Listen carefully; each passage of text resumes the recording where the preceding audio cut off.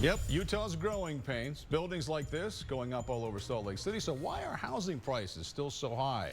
It's a question our Utah's Growing Pains team has been digging into for months now. Our Chris Jones shows us the one thing holding development back.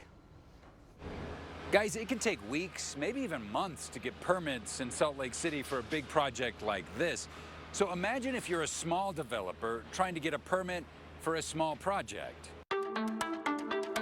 It's kind of got a fun attic bonus space. When we first met developer John Maxim in December, he was gearing up to restore this historic downtown Salt Lake City home. We're still in permits. However, today, 3 months later, little has been done. And John tells Utah's Growing Pains he's still trying to get the paperwork from the city that will allow him to get this house ready to sell. It's taking quite a bit longer.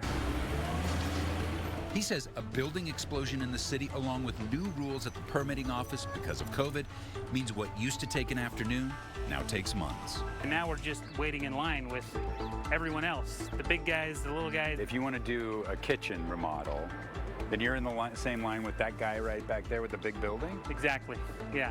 With the unprecedented growth has come unprecedented workload. Blake Thomas directs Salt Lake City's Department of Community and Neighborhoods. The city, he says, has seen 2 years of record development. $1.3 billion in construction projects in 2020, $2.8 billion in 2021. 2022 is not slowing down. Hundreds of new building permit applications and thousands of building inspections are hitting the desks of the city's Building Services Division every month. It's a big problem because there are only 14 employees to handle all those requests. We're not falling behind. We have, again, put in a lot of overtime and a lot of long, hard hours. That also means outsourcing to private companies, all to keep up.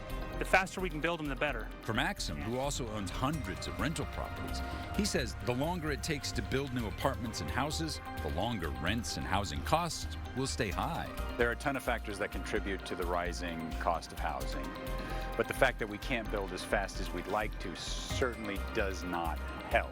Absolutely not. We've got an army of investors and funds and developers who are ready to put into place a lot more projects and build a lot more homes. But it's bottlenecking at the city level. Guys, Thomas is asking for 5 new employees from the city. He says if he can get that approved, he could be fully staffed by next fall. I'm Chris Jones for Utah's Growing Pains. Chris, thank you. If you have a tip or an idea for our Utah's Growing Pains team, please email us at growingpains@kutv.com.